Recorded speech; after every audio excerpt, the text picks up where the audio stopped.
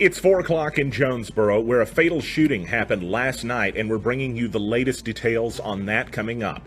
Plus, Tom Cotton to the CIA. It was a report this morning from several outlets, but it seems to have been confirmed as a possible plan or even consideration by President Trump. We'll run you through the chain of events here in just a few minutes. Also, drone interference in Sharp County. Imagine this, a manned flight having to be rerouted as a drone, an unmanned drone, potentially flown by just an everyday person, got in the way of it. The details on that from Talk Business are on the way, plus a 5-day forecast and a special interview with the first Arkansas congressional district candidate, Chintan Desai. He's a Democrat hoping to challenge Rick Crawford, and we'll interview him next on NEA Report right now.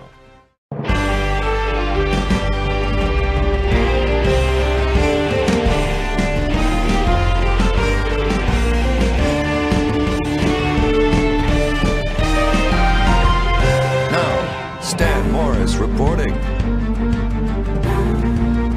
Well, it seems like it was just a few hours ago we were here live with you at the scene of a shooting in Jonesboro. And as JPD worked it throughout the evening, the hope was that they would find out more information. But as we got into the office this morning, JPD is still needing your help. We do have the name of the deceased to bring along to you. Roderick Corbin, also known as Hot Rod, was the man that was killed in the shooting that happened just before 9 p.m. last night in Jonesboro. It happened on Summit Cove. At about 9 o'clock, just really before it, patrol officers responded to a call that was reported at 2800 Summit Cove. We actually interviewed last night during our live stream the woman that said she called 911, and she told us she heard 2 shots. She said she saw a suspect running towards Race Street from the area. It appeared to be a male, but it was too dark to make out any details about the suspect or to even certainly say that he was a male. And there are no known suspects at this time by JPD. The only thing that they know is when officers arrived, they found Corbin in the home. He was already passed away. JPD needs your help. If you have information about this, if somebody came running back into the home late last night in the area in an adrenaline rush, if they had a gun, if they, anything you can think of that might not seem very relevant, but could be related. It could be the connection, the piece of the puzzle that leads JPD where they need to be. Call 935-STOP. That's 935-7867 if you want to contact Crime Stoppers with tips and information. I will say that after we ended our live stream last night, we actually talked to some of the witnesses, some of the neighbors, the people that actually live near the gentleman that was known as Hot Rod. And they described him as a nice man. They described him as someone that was very kind to them, that was their neighbor, someone that they saw all the time. Some of the people told me that they believed he kept a large amount of cash on him. Perhaps that's a motivator, perhaps that's a motive, or maybe it's unrelated. We don't know. All details like that could be relevant are information that JPD needs. So please contact Crime Stoppers. Not since Governor Bill Clinton ascended to the White House has an Arkansan stood to achieve such a great rank of power in the federal government as Senator Tom Cotton appears to be eyeing with the possibility of him moving to the CIA. The New York Times and CNN both reporting earlier today that Tillerson was expected to leave the Secretary of State position at some point. Rex Tillerson is expected to leave either later this year or at the beginning of 2018. If you recall, Tillerson is the individual that referred to President Trump as a, quote, moron, and then did not deny that he said it when asked about it by members of the press. He simply said he didn't want to talk about the matter. Tillerson would be replaced by the CIA Director Mike Pompeo, who then, according to the reports, which were based on sources, would be then replaced by Tom Cotton. When the Times had asked Cotton about it, they said he was receptive, and he said he would accept the job, or at least he signaled he would.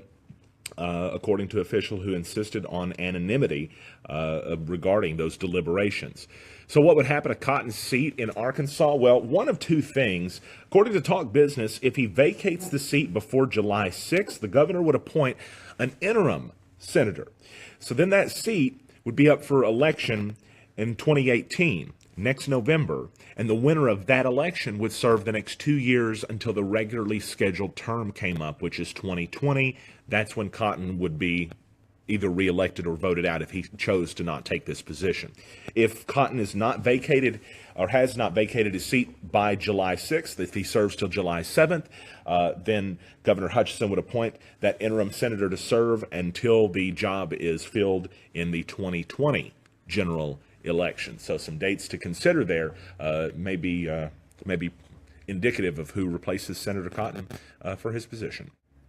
Well, with all the wildfire dangers that are out there right now and the burn bans across northeast Arkansas, it's a little bit surprising to hear that a drone got in the way of Arkansas Forestry Commission's wildfire detection efforts, but it happened this week on Tuesday. The full report's at talkbusiness.net. It's by our buddy George Jarrett.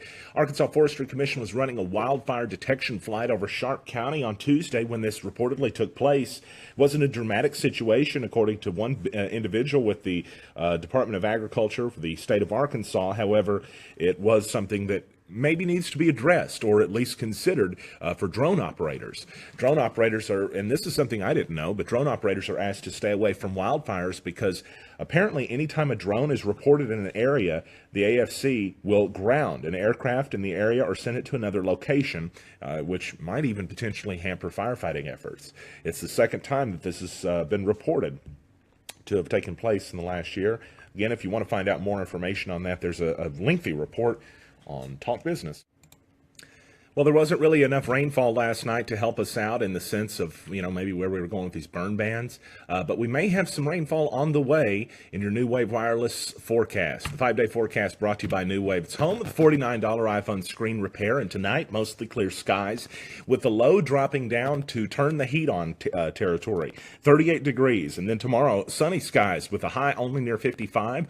39 for the low tomorrow night. For your Saturday, looks like a mostly cloudy day at first and then gradually becoming more sunny as we move into the day with a high near 61. Partly cloudy skies Saturday night with a low around 44. For Sunday, partly sunny and the high near 64, but by Sunday night, that's when we start to see the chance for showers. Sunday night's low around 50, and then by Monday, we're looking for a 50% chance of showers and thunderstorms, otherwise mostly cloudy. The high near 67. Showers and thunderstorms still likely Monday night, 70% chance. Very likely into Tuesday and Tuesday night to continue as well. So we should see conditions change over the next 5 to 7 days here in northeast Arkansas.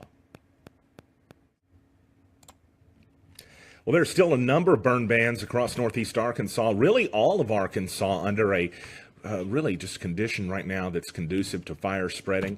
The Arkansas Forestry Commission's page has been updated with a couple more burn bans that weren't in effect as we brought you the show yesterday, but the conditions are really still the same. Just don't do it right now. You can look here in northeast Arkansas, specifically Baxter, Fulton, Izard, Sharp, Randolph, Clay, Lawrence, Greene, Craighead, now Mississippi under that burn ban as well. Our folks in St. Francis and Crittenden counties are not under it in terms of on the Arkansas Forestry Commission's page, but you might want to use some common sense if you're considering setting fire to anything out there. At least wait until Sunday night when it starts raining. If you're a business owner, gaining new customers and retaining them is your top priority and biggest hurdle. Today, 85% of customers search online or look for you on social media. Do you have an effective strategy to reach them? At Ace One, we will customize a digital marketing strategy comprising of social media, web, and video marketing that fits your budget. Our dedicated account managers will work with you to create engaging campaigns, covering all digital media outlets. Ace One, your partner in digital marketing. Contact us today. Thanks for being with us, and we're here today with Chintan Desai, who's running for the U.S. congressional seat in Arkansas in the 1st District, hoping to get the Democratic nomination and perhaps run against Rick Crawford in the general election. Thank you, sir, for coming in. Thank you so much for having me. So tell us a little bit about yourself, and first of all, tell us why you have decided that this is the time to get into politics. It's a wild time in the political world. Yeah. Is that a part of your decision? Yeah, no, thank you for having me. I'm happy to be on the NEA report. For me, so I had a little background. I grew up in California, went to school at UC Davis. I'm the son of Indian immigrants, so I do want to make it clear that I'm not from here. And I think people can notice that just by seeing my name. It's not the typical Arkansan. But at the same time, I that came over to the Arkansas Delta in 2010 through a program called Teach for America, which places recent college grads in low income areas to teach. I did that for a couple of years. I taught fifth grade social studies at KIPP Delta Public Schools. Oh, neat. I did that. Teaching is really difficult, and it wasn't necessarily for me. I got lucky in a lot of ways. I was able to get an opportunity that allowed me to stick around at KIPP Delta in sort of the central office administrative role. I've essentially been doing that for the last 6 years. Been in Helena now for 7 years. I bought a house there. It is home. Yes. It is the place where I I say I'm from California, but Helena is home. And it just, the reason for that is it's the place where I have felt like I've really grown up in a lot of ways. I'm 29 now. I came when I was 22. I've met a lot of my best friends. I think the people there are tremendous, just really genuine, really caring. And I think there's a lot of opportunity there. And I think that gets to, the why I'm running. So it's not my first venture into politics. I actually ran for city council in Helena unsuccessfully last year. I guess was not deterred. Look, to me, I think if you live in this country, in the most prosperous country on earth, and you're working 40 hours per week or more, you should not be living in poverty. You should not be struggling to make ends meet. That is at the heart of what's my campaign. What I want my campaign to be about is about lifting people up and providing greater economic opportunity for folks. And that's something that I'm sure we'll get to. It's something that I've been displeased with the direction that our current administration has gone in our current congressman. Well, let's talk about that. As we're really in the middle of a day where there's a debate going on for a tax bill that's on Capitol Hill. It's a GOP tax bill, and I think it's being described as such by all sides. There's no Democratic involvement, at least as far as I can tell. There's not going to be. It seems like that went awry yesterday. And so at this moment, there's still not even a confidence that it will pass. I think I just saw news earlier today, this morning, that Senator McCain might support it, but still yet, it's not a bipartisan bill, and it may not even get all the support in one party. Why is that?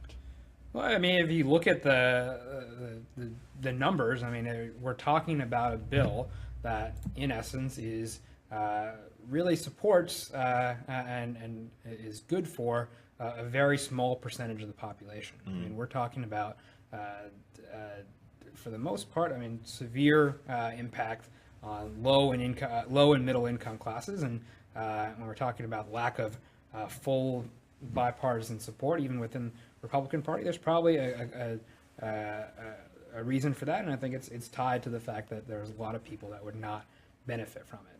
I think that really to make the point clear, what it is, it's the attempt to make trickle-down economics work, which has been disproved and debunked many times over. And people need to realize that, and that's why it's part of why we're in this fight. Well, that's one of the questions that I'm just sitting here going to ask you. Is this bill trickle-down economics? It is. That's exactly what it is. Again, and we have seen that from the Reagan era to some of the Bush era tax cuts. That's not a strategy that works. The alternative strategy, the one that I would want to endorse and promote, is one where we're looking at tax relief for the low and middle income classes, when we're putting money back in their pockets, so they're making purchases and reinvesting in the economy in that way. And so that's just a different approach. I get there's a disagreement about it, but I think it's an important disagreement. Arkansas is probably, and I don't have the stats here handy, obviously, but I would say from the ones I've read in the past, Arkansas, it has more middle and low income voters than a state like a New York or Delaware would. But Arkansas is also, I should say, has been traditionally red in the last several elections. It's not always been red, and there's been times where we've had blue dog Democrats and we've had Bill Clinton go to the White House from Arkansas. But my question is, a lot of that is how do you convince those voters that you're in their best interest, and perhaps, at least from your perspective, educate them that the other side is not? Yeah, no, that's a good question, and that gets at what the strategy of what our campaign needs to be about, especially since it was so heavily Republican, and there has been so heavily Republican in the past few election cycles. Look, I mean, people are going to vote for people that help them in terms of making sure that they have a safe place to go home at night, that they have security there, that they know their children are going to have better outcomes. I mean, they're going to see through all the other stuff. I mean, the other stuff is nice, and it's certainly it's good for appearances, but they're going to vote for the people that do that. So I think part of it is certainly showing them the numbers and being very clear and emphatic about what those numbers are. But I think the thing that maybe where Democrats have fallen short, and why they've fallen short in Arkansas, is maybe we haven't done as good of a job of actually connecting that message to voters, and maybe being a little too focused on some of the peripheral issues rather than just the bread and butter. Look, like, we're going to make sure that you have better outcomes in terms of your own economic security and prosperity, and for your kids. Yeah, thank you. That's a good answer. I knew that was going to be one of those types of challenges that you face. I have a ton of questions from our readers. I wonder if you'd mind taking a couple. Sure. Okay. Let's jump into it. First question. It comes from Corey Starr, and this has been a really hot topic, no pun intended, but it's a question that says, how will you change the law and stop farm field burning that's making people sick? Asthmatics have issues. It's environmentally unsound. But the farmers say that they need to be able to do this to make money. There's that debate. Where do you stand on that? What do you think about that? Yeah, and I've been reading up on it. I want to be clear to people that I don't necessarily have the agriculture background that I'm relying on reporting and experts. So I'm not necessarily giving my own firsthand experiences of being in the farms. But to me, I mean, you look at issues like this, and in any issue, and you have to apply certain principles to them. And when you're talking about what's in the best interest of the greater good, and that being that having precedence over the interests of a certain few, I think those are the decisions you have to make. And where it's clear that, look, if we know a product is harmful and is hurting the environment, that is part of what the federal government needs to do, and that's where Congress needs to step in and actually and make certain regulations that make that unlawful. That's why the government exists. I understand the concerns of farmers. I understand that times can be tough and that they want to do what's best to get ahead, but not at the disadvantage of the greater good and greater safety of people. Okay, here's another question. This one's from Randy Gamble. Randy asks, do you support Americans that work for a living? Do you believe in lower taxes to lessen the burden? Do you believe in getting men and women back to work by cutting down the amount of time somebody can stay on welfare? Includes some perspective of Randy's. What's your take on that? Yeah, and I think all those things make sense. I mean, look, a big part of the safety net that we're providing folks is that it's a safety net. It's not something that we should allow folks to live on. But then what are we doing? And this is the key part, right? What are we doing to ensure that the systemic issues, are they living in housing that is affordable and helps uplift them? Are they getting education? And we're talking about, again, families that are living on welfare. Are they getting education that is helping lift their children to better outcomes? Until we can say yes to those questions, I don't know that then there becomes just a challenge that we're seeing in terms of, well, when is it time to release them, and how can we be absolutely strict about certain time requirements? I mean, that's the tricky part, because there are, in many of these cases, what we have to understand, systemic issues that have resulted in some of the issues that people are facing. And compassion. I mean, anybody that follows NEA reports should know that I mean, as an outlet, we always try to err on the side of compassion, being realistic as well. There are people that won't help themselves, no matter how much help they're given. But how much of a percentage is that when you compare it to the entirety of who's helped by the program? If it's 1%, is it worth scrap the whole program, changing the whole program? I mean, you're going to have 1% of people taking Tylenol are going to have an adverse reaction to it. 1% of, so that I think that may also come into play there too. Some other questions here. Will you propose cutting the federal budget? Do you support welfare to work programs? Similar a little bit in the second half, but similar. And again, what I'm not going to do here is give you a whole budget plan that I have, because honestly, first of all, I don't have one. So I want to be clear with people. Honesty, yeah, I love it from a politician. What I will say is what I believe, and the principles by which I'd want to approach problems, which I think that's the key that you want in a person that you're voting for Congress. Is look, like, the budget is a large, we have a large budget, and it's also led to a huge deficit, right? And that's something that we're also facing. And I'm wondering if that's behind the question, is reducing the budget. Look, I think one thing that a government always has a responsibility to do is to look very carefully at the spending that it does. On one hand, yes, I am someone who leans left and is a Democrat and believes in the power of the federal government to make positive change in the lives of people, and I think we've seen that in history. There are examples in history of that. At the same time, I am sure and quite certain that there are many examples of wasteful spending in terms of research, in terms of certain programs that are just not getting the outcomes we need. And if they need to be cut, they need to be cut, and that's just to me, that's just common sense. Taking a break from the reader questions just for a second, I'm just curious, when you decided, what do you philosophically, what makes you a Democrat? What made you decide to be a Democrat? Is there a philosophical driving force behind that, or where did that come from? Yeah, no, that's a good question. I think for me, it is the party of the people, and I'll say this: to me, being a Democrat means that I do believe in the government's ability to make positive change. And I think the best example, and honestly, I'll admit I'm stealing this from The West Wing, one of my favorite shows.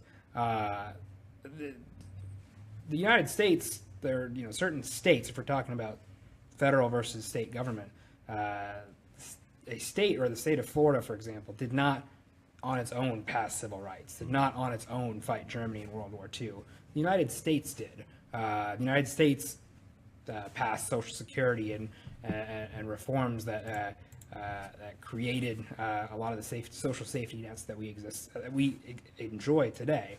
And so to me, that's important and that's powerful. And I think that too often we hear people being afraid of the government, or not believing in its ability to create positive change. And sure, there have been examples where the government has let us down.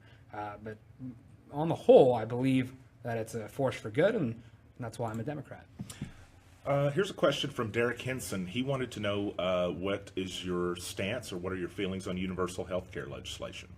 Yeah, I mean, that is the direction that we need to go in. And I think as with anything that we've had as a country, right, there are incremental changes that we have to go through in order to get to a place. I mean, civil rights, my goodness, took however long, and one would argue that there are still many issues there in the field of civil rights. So when we talk about health care, I mean, the Obamacare law, ACA, is not a perfect law. It's not. There's certainly some flaws and shortcomings, but it has taken us to a place where more people are covered. And look, that's a good thing. Healthcare is a basic human right, and we do need to move to a place where everyone is covered. And I think that the policy, to me, that makes the most sense is Medicare for all. It's an efficient, effective system. It's been proven to be so, and I would really want to push to get us there. Let's do a yes or no round. How about that? Or maybe you can give me a quick answer if you want to expound, okay? Do you support the wall? No. Do you support medical marijuana? Yes. What about recreational? Yes. Okay. This is something actually I meant to get to earlier. Net neutrality. Are you familiar with the issue? Absolutely. Okay. You can expound on this because I really want you to, but the gist of it is, I think it's been announced that the FCC is doing away with the net neutrality rules, and a lot of folks are wanting to call on their elected officials, their legislators, to change that, to put some, permanent net neutrality rules down. Those that don't know, the repeal of that means that internet service providers will then have the ability to decide who gets access to what type of traffic at what speeds based on what packages you buy. We posted on it before in an NEA report if you'd like to look back on the page and find out about it. But my question is, when I set the question up, I know I loaded it pretty hard, but what do you feel about that? I mean, where do you stand on that issue? I mean, it's an abomination. It's really. I've been pretty dismayed following the news, and I know people have. It's really been an issue that has, been talked about in the last couple of years, but really obviously come to a head with this this recent news. Look, we're talking about the creativity of people. We're talking about access for people. We're talking about, if we do this, there's further stratification of people being able to access certain valuable pieces of media. I mean, the internet is so huge in this day and age, and in a society, in a culture where we're already stratified as it is, why work to do that even more just to make an extra buck? And we know that's the real motivation. So last question that I have, at least, and it was really a news of the day kind of question. We found out earlier today, a New York Times report substantiated by CNN report said that the Secretary of State, Rex Tillerson, was expected to be on the way out. The expectation was current CIA Director Mike Pompeo would replace Rex Tillerson, and then we're eventually getting to it, the replacement for Mike Pompeo was rumored to be, or thought to be, Tom Cotton. Is the CIA Director, I'm asking because I don't know at this point, that's got to be approved by congressional vote, I believe. I believe so, yeah. As far as I know, at least a Senate vote. Do you think that you think that's going to get approved, and how do you feel about Senator Cotton taking that position if that comes to be the case? Yeah, I mean, I don't know. I don't know how if folks will feel like it's a good fit for him. I do question what specific credentials Senator Cotton has to be the CIA director, and what has he actually done to to do well in the field of intelligence gathering, or keeping Americans safe in his current capacity. At the same time, I think if that is the direction he wants to go in, from a purely selfish Arkansan point of view, I welcome the opportunity to have a contested election there. Well, there you go. Who'd you vote for in the primary last year? I voted for Hillary Clinton. You did? Mm-hmm. Were there any considerations for voting for the other candidate? I think it was just Bernie Sanders that was really close at that point. Why pick Hillary over Bernie? Just curious. Yeah, I think this kind of goes along with my own philosophy and the way that I'd want to govern and legislate. There is a time for radical ideas, and there's a time for those ideas to be brought to the table, and I think they were the right times in this particular election. At the same time, the thing that I was thinking in my mind was, radical ideas are great, but they're really tough to actually get anywhere, especially in our country. And the common sense, common ground idea that I really like about Secretary Clinton, and that I'd want to bring is what eventually won out for me. Okay, cool. I said last question earlier, but I promise this is the last question. So why should a voter who's on the fence vote for you? if the general election, let's say you win the primary, you don't have a primary challenger yet, is that right? I have Mr. Robert Butler. I do have Mr. one. Butler. Okay, excuse me. And so if you win the primary and you were to go against Congressman Crawford, why would you be the better choice? Yeah, and in the time that Congressman Crawford's been in office, the average Arkansan, East Arkansan, living in the 1st District, who is working over 40 hours a week, their lives have not improved. We are talking about statistics where the median income has not dramatically improved. We're talking about again, with the health care bill, less folks potentially being covered in health care. We're talking about college access still being an issue. Your lives, if you're an average Arkansan, have not gotten demonstrably better. I do believe that I have the stronger ideas, better plans to help get the average Arkansan in a much better place if I were to be elected. All right. Chintan Desai, appreciate your time, sir. Thank you so much. All right. More news is on the way. Call Acme Pest Management and get a handle on the pests that may be moving to your neighborhood. Acme offers termite, pest, and mosquito control with year-round protection to keep your home or business pest-free. For termites, Acme utilizes Termidor, America's #1 termite defense product.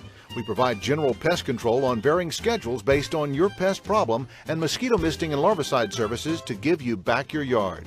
Rid your home of all pests. Call Acme Pest Management today for a free inspection and estimate. One final look at your weather forecast before we leave you here tonight after a busy day, a busy 24 hours here. First of all, look at the burn bans. They're still in effect. It's all across northeast Arkansas. You don't need to be burning if you live in NEA. If you live in Arkansas, just hold off, at least until we can get until Monday. First of all, tonight, down to 38 degrees with mostly clear skies. Friday, it should be a sunny day, a high around 55. On Saturday, you're going to start out mostly cloudy and then gradually become more sunny with a high near 61. Sunday, it's going to be really clouds and sunshine mix, mostly cloudy, but later into the evening, that's when the rainfall will begin. It will last into Monday, and Tuesday showers are also likely. So that stuff is on the way. It should give us a little bit of help with all of these burn bans that are out there in the wildfire conditions. Thanks, everybody, for joining us tonight. We invite you to join us again tomorrow, 4 p.m. for the news here on NEA Report, every day, Monday through Friday at least. At 4 p.m., we bring you the news live. Like and share, and invite your friends to look at the page and give it a check. Back tomorrow with more. Thanks, everybody.